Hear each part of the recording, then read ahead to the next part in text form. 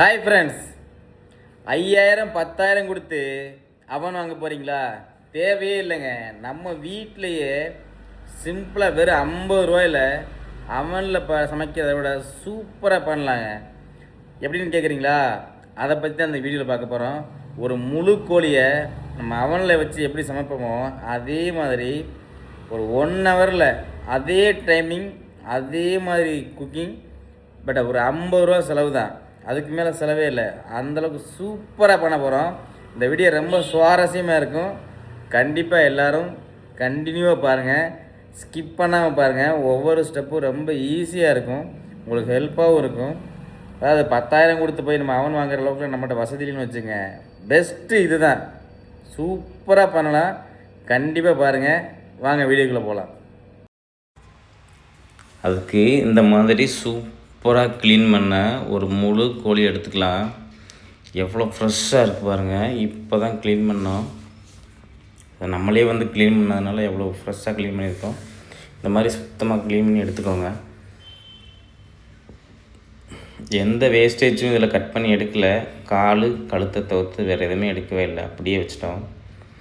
பாருங்கள், இந்த மாதிரி க்ளீன் பண்ணி ஓப்பன் பண்ணி வச்சுக்கோங்க. அப்போ தான் நாளைக்கு உள்ளே, அதாவது கோழிக்கு உள்ளே ஏதாவது உள்ளே முட்டை மாதிரி ஆனியன்லாம் வைக்கும்போது கொஞ்சம் ஈஸியாக இருக்கும். அப்படி பலன்னு மின்னுது பாருங்கள். இந்த மாதிரி நெஞ்சு பகுதியில் மட்டும் கோடு போட்டுக்கோங்க. ஏன்னா அப்போ தான் மசாலா உள்ளே போகும். மசாலா உள்ளே சாரணும்ல, அதுக்காக நமக்கு இந்த மாதிரி லைன் போட்டிருக்கோம். ஸோ இந்த மாதிரி கட் பண்ணி எடுத்துக்கோங்க.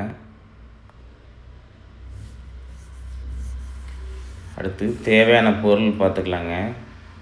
ஒரு முழு எலும்பிச்சம்பழம், ஒரு முழு பூண்டு, ஒரு விரல் சைஸில் இஞ்சி, கொத்தமல்லி, அடுத்து 3 பச்சை மிளகாய், அடுத்து ஒரு 2 டீஸ்பூன் மிளகு, 1 டீஸ்பூன் சீரகம், ஒரு அரை டீஸ்பூன் கரம் மசாலா, 1 டீஸ்பூன் மிளகாய்த்தூள் எல்லாம் எடுத்து வச்சுக்கோங்க. அடுத்து மிக்ஸி ஜாரில் பார்த்திங்கன்னா அந்த ஜீரகம் ப்ளஸ் மிளகு, அடுத்து பூண்டு, அடுத்து அந்த 3 பச்சை மிளகாய், அப்புறம் இஞ்சி, அந்த கொத்தமல்லி எல்லாம் சேர்த்து கொஞ்சமாக லைட்டாக தண்ணி ஊற்றி நல்லா அரைச்சிக்கோங்க. பாருங்கள், இந்த மாதிரி நல்லா அரைச்சி எடுத்துக்கோங்க. இதில் பார்த்திங்கன்னா அடுத்து மிளகாய்த்தூள் சேர்த்துக்கோங்க. எடுத்து வச்சுருக்க மிளகாய்த்தூள், அந்த கரம் மசாலாவையும் கொஞ்சம் சேர்த்துக்கோங்க. தேவையான அளவு உப்பு சேர்த்து ஒரு முழு லெமனை அப்படியே புழிஞ்சு விடுங்க.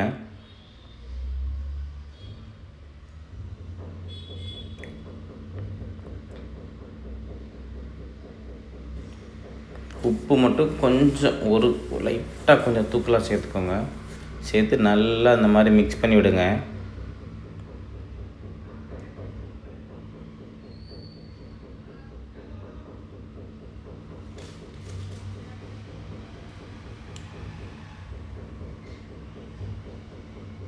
பாருங்கள், மசாலா எப்படி சூப்பராக ரெடி ஆகிடுச்சு பாருங்கள். அடுத்து நம்ம கட் பண்ணி வச்சுருக்க சிக்கன் எடுத்துக்கலாம்.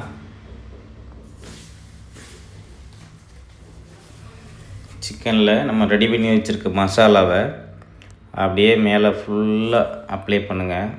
எல்லா பக்கமும் பொறுமையாக நல்லா மிக்ஸ் ஆகிற மாதிரி மிக்ஸ் பண்ணுங்கள்.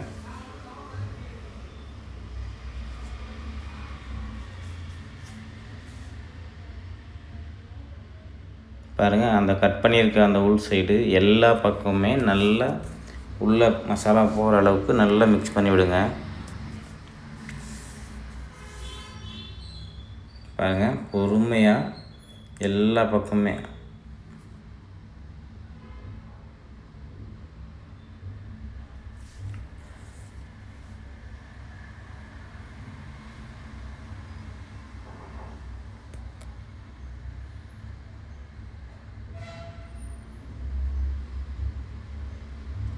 பார்த்திங்களா, மசாலா எவ்வளோ க்ரீனிஷாக எவ்வளோ அழகாக இருக்குது பாருங்கள். லைட்டாக நாக்கில் டிப் பண்ணி பார்த்தீங்கன்னா தெரியும். நாக்கில் நல்லா சுருக்குன்னு உப்பு இருக்கிற அளவுக்கு இருந்தால் போதுமானது.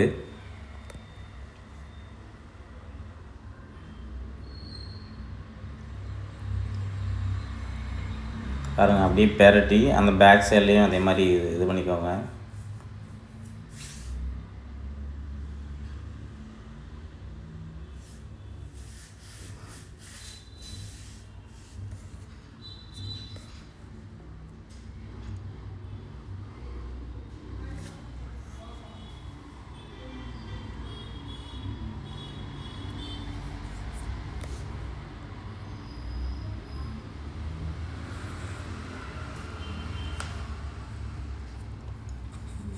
பாருங்கள் அந்த கழுத்து பகுதியெல்லாம் உள்ளே மசாலா போடுற மாதிரி நான் நல்லா உள்ளே அப்ளை பண்ணியிருக்கேன்.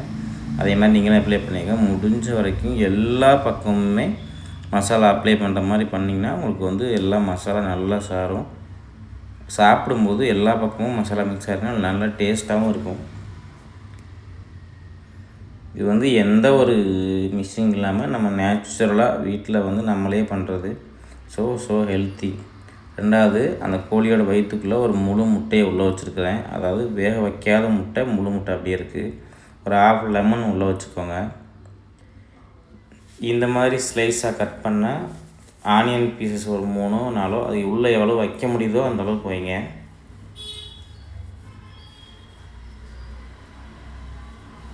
அடுத்து கொஞ்சம் கொத்தமல்லி தழை உள்ளே வச்சு நல்லா லாக் பண்ணிடுங்க. லாக் பண்ணி அந்த கீழே உள்ள ஸ்கின் எடுத்து மேலே வச்சு முடிந்தால் ஒரு சின்ன அந்த ஸ்டிக்கு மாதிரி இருக்கும் பார்த்தீங்களா, அந்த ஸ்டிக்கு மாதிரி இருந்தால் ஒரு ஸ்டிச்சிங் மாதிரி போட தெரிஞ்சால் போட்டுக்கோங்க. நான் அப்படி தான் போட்டிருக்கேன். பட் அதனால் எடுக்க முடியல. இந்த 2 காலையும் பார்த்திங்கன்னா நான் வாழை நார் இருக்குது பார்த்தீங்களா, அந்த வாழை நார் வச்சு தான் கட்டியிருக்கேன் பார்த்தீங்களா. அது வாழை இலையில் உள்ள அந்த நார் தான் கட்டியிருக்கேன். வேறு அந்த மாதிரி இரும்பு கம்பி அந்த மாதிரிலாம் நான் வச்சு கட்டுறதில்லை. ஏன்னா ஃபுட்டுங்கிறதுனால ஆர்கானிக்காக இருக்கணும் அப்படிங்கிறதுனால நம்ம வாழை நார் தான் யூஸ் பண்ணியிருக்கோம். மேக்ஸிமம் நீங்களும் பண்ணுறது மாதிரி இருந்தாலும் இந்த மாதிரி வாழை நாரை யூஸ் பண்ணுங்கள். வேறு அந்த இரும்பு அந்த மாதிரி எல்லாம் வேண்டாம். இதுதான் உங்களுக்கு பெஸ்ட்டு. Your choice. நீங்கள் உங்களுக்கு எப்படி ஐடியா இருக்கோ அதே மாதிரி பண்ணுங்கள். பாருங்கள் ஃபுல்லாக ரெடி ஆகிடுச்சு. அங்கே பேக் பண்ணிடலாம். பேக்கிங் பார்த்திங்கன்னா வாழை இலையே இந்த மாதிரி ஃபுல்லாக மடிச்சிருங்க. அடுத்து பாயிலிங் பேப்பரை வச்சு 3 ரவுண்டு இல்லைன்னா 4 ரவுண்டு நல்லா பேக் பண்ணிங்க. அதாவது ஒரு சைடு ஃபுல்லாக ரோல் பண்ணுங்கள். அதுக்கு ஆப்போசிட் சைடு ஃபுல்லாக ரோல் பண்ணி ஒரு 3 to 4 லேயர் ஃபுல்லாக கவர் பண்ணிடுங்க. உள்ளேருந்து ஒரு பிட்டு தண்ணி கூட வராத அளவுக்கு மேக் பண்ணிடுங்க. வாங்க அடுத்து சாலட் ரெடி பண்ணிடலாம். பாருங்கள் இந்த மாதிரி வெள்ளரிக்காயை பார்த்திங்கன்னா தோல் நல்லா சீவிட்டு நல்லா ஸ்லைஸ் போட்டு வச்சுக்கலாம். பாருங்கள் இந்த மாதிரி நல்லா ஸ்லைஸ் போட்டு வச்சுக்கோங்க. அடுத்து ஆனியன் கட் பண்ணிக்கோங்க. சாலட் செய்கிறது ரொம்ப ஈஸி. ஸோ இந்த மாதிரி ஸ்லைஸ் கட் பண்ணி வச்சுக்கோங்க. அடுத்து கொஞ்சமாக கொத்தமல்லி கட் பண்ணிவிட்டு அதில் ஒரு ½ லெமன் புழிஞ்சு விட்டு உப்பு ப்ளஸ் மிளகாய்த்தூள் சேர்த்து நல்லா மிக்ஸ் பண்ணி வச்சுக்கோங்க. அவ்வளோதாங்க, சாலட் ரெடி ஆயிடுச்சு. நெக்ஸ்ட்டு வீடியோவில், அதாவது வெறும் 50 ரூபா செலவில் எப்படி ஹோம்மேடு மைக்ரோவேவ் ஓவன் வச்சு நம்ம எப்படி ரெடி பண்ண போகிறதுன்னு பார்க்க போகிறோம். பாருங்கள் எவ்வளோ சாலட் சூப்பராக இருக்குது பாருங்கள். நெக்ஸ்ட் வீடியோ நான் போடுவேன். அதில் கண்டிப்பாக பாருங்கள். கண்டிப்பாக உங்களுக்கு நான் யூஸ்ஃபுல்லாக இருக்கும். நம்ம சேனலில் சப்ஸ்கிரைப் பண்ணுங்கள், லைக் பண்ணுங்கள், ஷேர் பண்ணுங்கள், கமெண்ட் பண்ணுங்கள்.